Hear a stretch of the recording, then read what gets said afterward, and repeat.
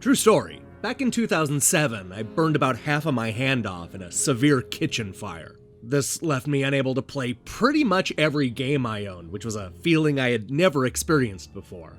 The one game that got me through this dark time was Puzzle Quest on the Nintendo DS, the wildly addictive, bejeweled RPG that could easily be played with one hand.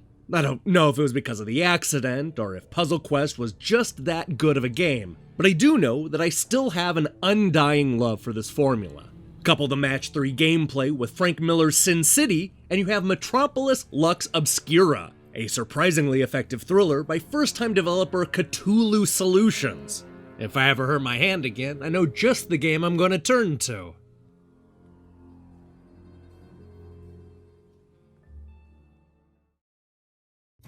This is the story of John Lockhart, a low-level thug who gets framed for murder and winds up in the slammer. He's out now, hoping to find some work and track down that scumbag that set him up.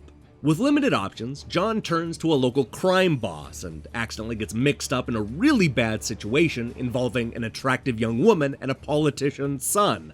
How you react to this situation will change the path and ending, so John will have to choose wisely if he wants to make it out of the story alive. When we're not running jobs and tracking down lowlifes, we'll spend most of our time playing a series of Bejeweled-style Match 3 puzzles. Much like Puzzle Quest, the idea is to defeat an opponent by matching a bunch of different icons. Most of the pieces are self-explanatory. You'll punch by matching fists, kick by matching boots, and stun the opponent by lining up a series of tasers. The board also has pieces that you can use to heal John and even make him angry, something that'll boost the amount of damage he inflicts on his foes. Now, there are a few things that set this apart from Puzzle Quest and its ilk. For one thing, you're not taking turns matching objects. John does all the matching, but will occasionally take damage from his opponents. This forces you to plan your moves carefully in order to maintain the upper hand. To make things trickier, the board will be littered with police badges that'll hurt our hero when matched up. Another change is that you can move pieces the entirety of the board, not just one space. That's not to say that you can move any piece anywhere, but you can move them as far up, down, left, and right as you want them to go. It's such a simple change, but it makes a big difference and kept Metropolis from feeling like just another clone.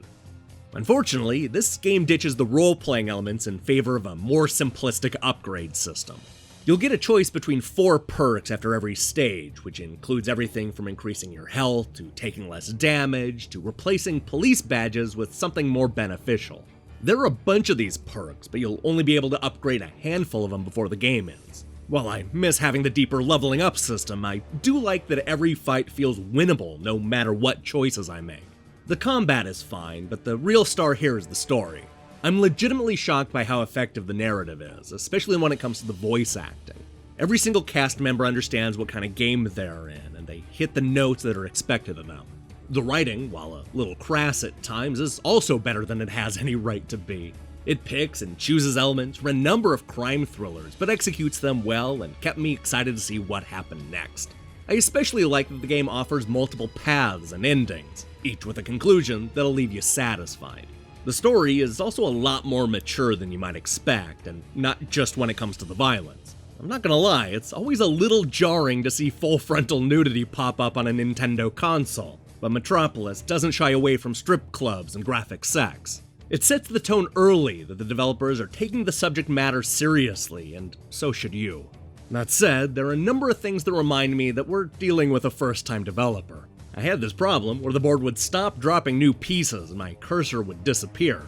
I also found it annoying that our hero could lose, even after he had successfully beaten his opponent. That's just wrong.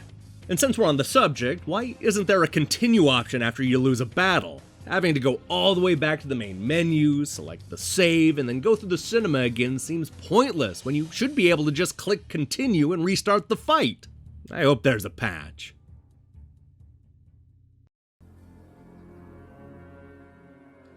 While not as long or involved as Puzzle Quest, Metropolis Lux Obscura takes the basic formula and turns it into one of the year's most compelling crime thrillers. The fast-paced Match 3 gameplay is only made better by a gripping story that offers multiple paths and endings. It's occasionally buggy, and the game could use a little more polish. But if Metropolis is anything to go on, Ktulhu Solutions has a bright future ahead of them. Hey, thanks for watching our review. So here's the question of the day. Have you ever suffered an injury that kept you from gaming? For those who are wondering, my hand healed up over time and you can barely tell that I was even burned. Thankfully, that's the first and last time that's happened. Let me hear your stories in the comments below.